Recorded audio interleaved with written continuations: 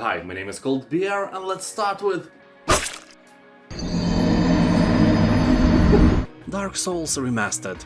I don't know if there is anyone who has never heard about the game, but I know that there are plenty of people who have never tried it. You know, because of the fear that the game is too difficult, people are deliberately cutting themselves from this amazing experience. And they are absolutely right. Mental health is not something we have a lot these days, so if you don't have masochistic tendencies and find dying over and over again uninteresting, the game is not for you. But maybe you need a challenge. Maybe you lack some achievement in your life, and completing Dark Souls Remastered is the thing that will finally raise your self-esteem. You know, then you could tell every friend of yours that you have beaten Dark Souls and they will be like, "Wow, really nice, wow." Usually they will never ask you that, but you will tell them anyway. People who complete a Dark Souls are vegans of the gaming world. There is no way that you finished the game and never told that to anyone. Manor Lords. I remember when I saw the Manor Lords gameplay trailer for the first time and I learned the fact that it was developed by one man, I was really skeptical. You know, how can an indie game created by one dude look better than Age of Empires 4? It seemed absolutely impossible and reeked of scam. But I was obviously wrong. Also, I'm sure that he got some help after he coined a publisher, which is Hooded Horse, one of the coolest publishers around. So Manor Lords is a wonderful city builder with elements of war. The visuals of the game are great, especially when you zoom in and see all that beautiful grass, all that beautiful graphic cards melting grass. Yeah, my PC froze a few times while I was playing a demo on ultra graphics. Also, I was recording a video in 4K at the same time, so it may have something to do with that as well. The goal of the game is to build a fully functioning medieval city. You start by building a hunting lodge, wood-cutting structures, peasant huts, all that necessary trifle, and you end up with a huge prosperous city of Cold Beeristan. I especially like that you can build lots and fields in almost any shape you want, and then your builders and algorithm will do the rest. Also, a cool feature is that you can regrow your forest. You have a special forester building where you can assign your workers and they start reforestation. Anyway, this is a wonderful RTS game. I can recommend it without a doubt.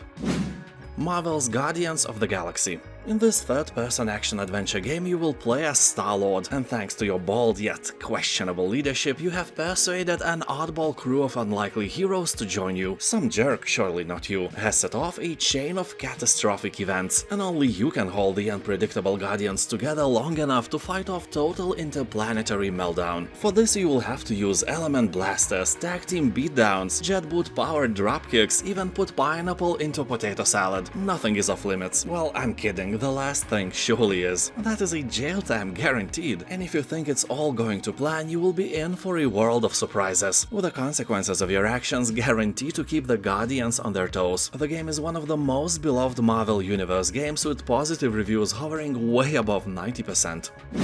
The Invincible. The Invincible was written by Polish writer Stanisław Lem, the author of the very well-known Solaris. In general, I think that The Invincible should have been a movie, but I will take a game as well. So the plot of the book, I will try to tell you without spoilers, is revolving around an expedition who has landed on a distant desert planet, much like a Mars, but an itsy-bitsy teeny-weeny more alive one. And then bad things start to happen. Duh. All I can say that this plot is not a usual one where you land on some creepy rock and then some monsters start snatching your crew one by one. It's not like that. If you remember Solaris, you can realize that Stanisław Lem tried to avoid clichés and think of something more intriguing. So I can promise you that The Invincible is not a cliché story. It is really good, less psychological if you compare it to Solaris and more action-oriented. Also, if you played Firewatch, you will see where they took the inspiration from.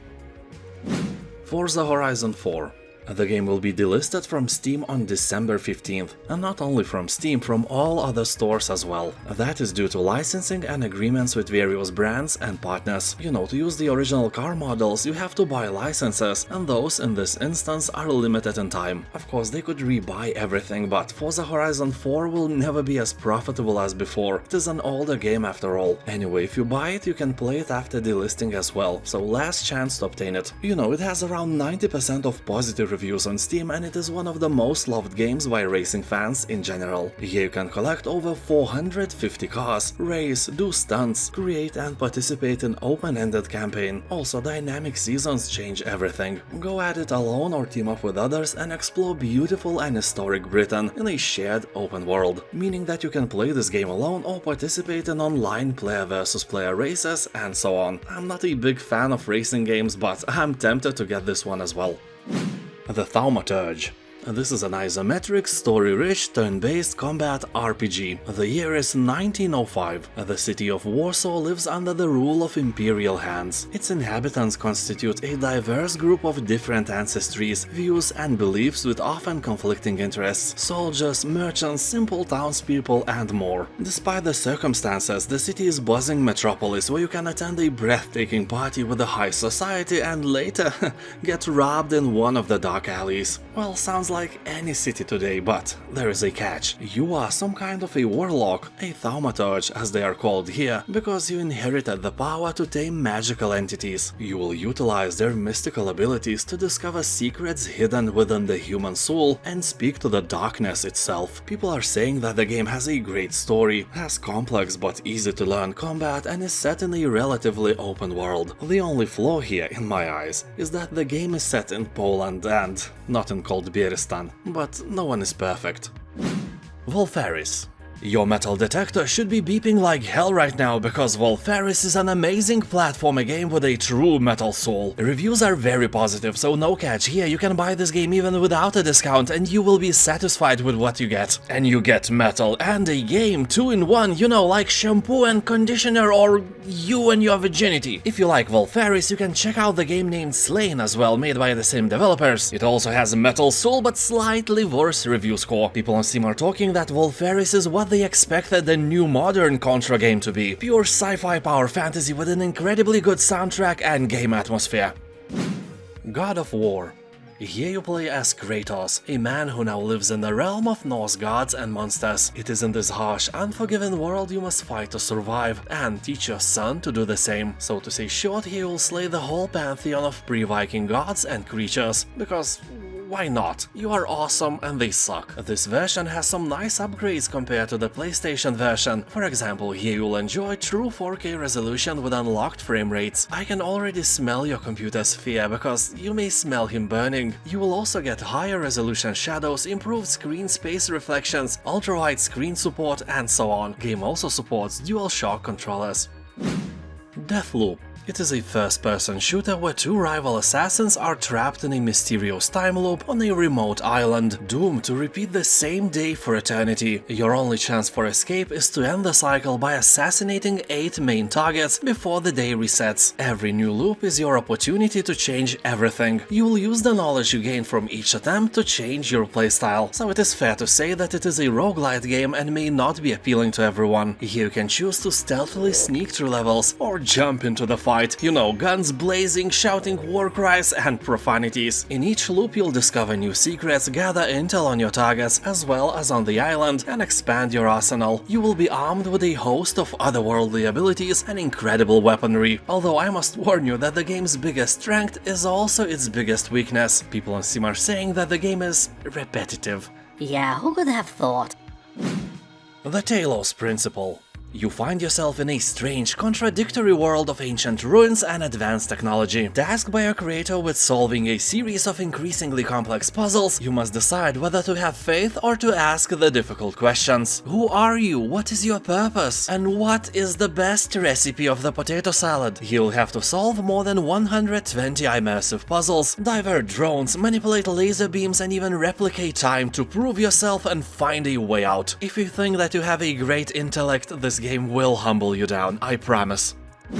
Star Wars Battlefront 2. Almost 90% of positive reviews, left by tens of thousands of players, is definitely proof that the game is done right. And I can confirm that. I played the game for several hours and I had a lot of fun, although I had to stop playing because I got the game on my PlayStation and shooting with the gamepad was a real pain for me. I died way too often for my comfort zone, you know. Anyway, now I'm thinking of getting it on PC. The price is really nice, all I need is time. So this edition sold on Steam is called Celebration Edition, and along with the the base game, it includes all past and future updates and many other cosmetic things you don't really care to hear about if you never play the game. So here up to 40 players fight in massive battles, pilot huge array of vehicles, and can even participate in space combat. Also, one thing that is really uncommon for any game released by Electronic Arts is the ability to train offline. You can do that, and only with your new knowledge you can start, dying in real-time multiplayer battles. Yeah, dude, don't expect to be thrown into combat with noobs like you. Everyone will have more experience than you do, but you have to collect your strength and show them who's the boss.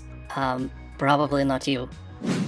Dredge. So this is a fishing game, and in real life I am terrible at fishing. My last 2 fishing trips were marked by my own blood because I caught myself, and I had to actually cut out the barbed end of the hook with pliers in order to remove it from my soft, puny body. Long story short, I am the biggest thing I ever caught. That was really funny for my friends, but for me that was as grim as it can get. So the setting of fishing is nothing that I actually consider a fun thing. But Dredge is not just a fishing game. It's a fishing game with a twist. After dark it becomes a Lovecraftian fishing game. The world around you is teeming with creatures from the void, and when the night sets in, our worlds collide and cosmic horrors enter our realm. Not as scary as your ex-mother-in-law, but still terrifying things. So ideally you want to return to a harbor before the night sets in, so you won't become a dinner for some malevolent demigod of the depths. You can also dock in some safe location and sleep during the night. Of course, it is easier said than done, because the game uses a very cool time management mechanic.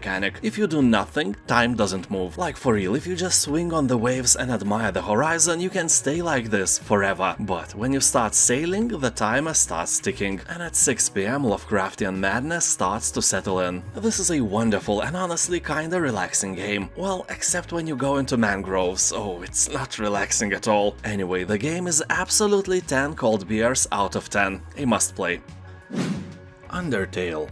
In this RPG, you control a human who falls underground in the world of monsters. Now you must find your way out or stay trapped forever. Killing is unnecessary. You can negotiate out of danger using a unique battle system, although usually your answers just angers the monsters and you'll have to fight them anyway. You'll also find original art and soundtrack brimming with personality, and character-rich story with emphasis on humor, although that humor can be a bit annoying, because it's pretentiously naive and you feel that the author is mocking you all the time. Well, honestly, you deserve that mocking.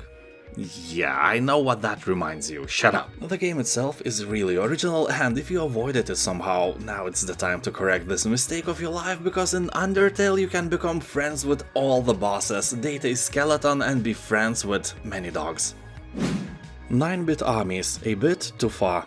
Most of us know the 8-bit RTS series, and this is the latest game in the franchise. In 9-bit Armies you will rally your military forces across a variety of battlefields and act out your strategy over land, sea and air. Yeah, the holy trinity of every good RTS game. You will deploy your airborne soldiers, destroy bridges and aim your super weapons at your puny enemies. You can also join others online, playing together with your friends in co-op campaigns or against them in a mix of skirmishes supporting up to 8 players. The game is filled with various innovations like swimming infantry or sharks who can eat them, but the UI and whole setting looks and feels very close to Command & Conquer, so you will feel right at home here. 9-bit Armies will provide a bit better and smoother gameplay, better map layouts and medal system kinda similar to StarCraft 2 campaign achievements. You can download new maps and mods with full Steam Workshop integration and discover new ways to render all to burning bits and bytes. You can also upload your own mods and maps to share with friends and foes alike. Game also supports LAN PvP, so you can organize wild parties with your friends and keep your virginity safe like never before.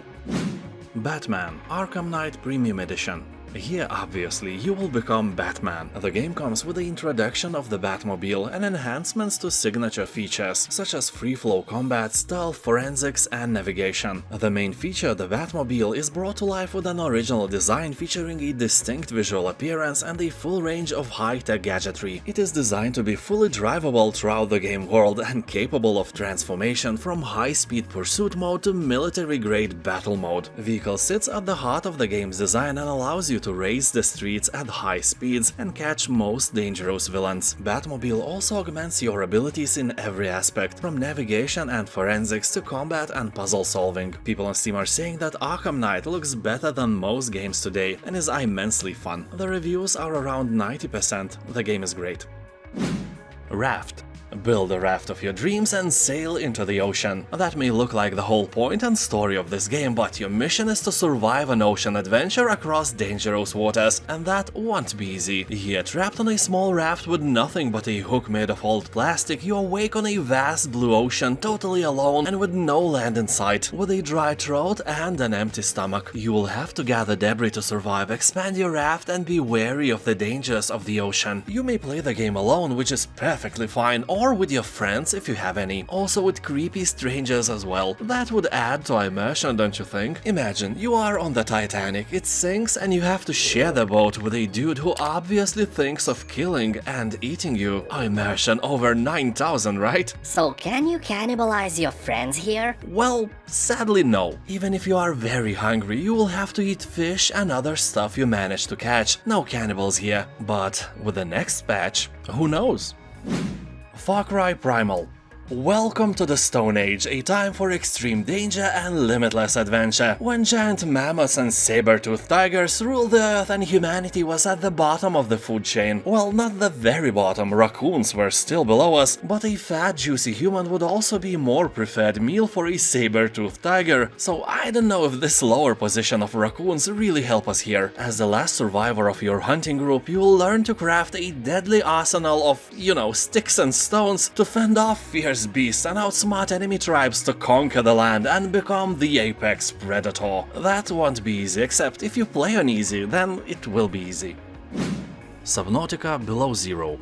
You will submerge yourself in a sub-zero expedition in an Arctic region of a distant, dangerous planet. Arriving with little more than your wits and some survival equipment, you set out to investigate what happened to your sister. Something undiscovered lurks around every corner. You will swim along with giant fishes, encounter the haunting Shadow Leviathan, and meet some adorable creatures along the way as well. Keep your wits about you. Not all creatures in this strange world are friendly. If you played the first part, then you know that Subnautica is almost a horror game. You can literally see the horror tag among others on Steam. The game can be really terrifying, especially when you dive down deep into the darkness. More than 90% of reviews on Steam are positive, although if you never played the first part, don't skip it for more shiny graphics. It's a crime. Start with part 1 and you will thank me later. Minecraft Dungeons Ultimate Edition. The base game of Minecraft Dungeons is not discounted, and honestly it never is, just like Factorio, but this deal is still very sweet. For the price of the base game, here you will get the base game and all the DLCs as well. There are 8 of them in this pack. So, this is a very nice isometric hack-and-slash game, a spin-off of a very well-known game, Terraria. Well, maybe not, I'm kidding. The plot here revolves around a villain known as Illager, the leader of monster armies. Here you can brave the dungeons alone or team up with friends. Up to 4 players can battle together, all that in an epic quest to save the villagers and take down the evil Illager. You'll explore dungeons, swamps and canyons full of dangers. One thing that distinguishes Minecraft Dungeons from other hack-and-slash games is that your character's power is solely determined by finding better and better equipment, mainly weapons. Also here you can unlock over 250 unique artifacts and other stuff to perform and survive devastating special attacks. And when your wife or husband finds you playing this, say that you are doing research or something, for science. Let's be fair, it's a game for kids, but it has over 90% of positive reviews on Steam, so how can you resist?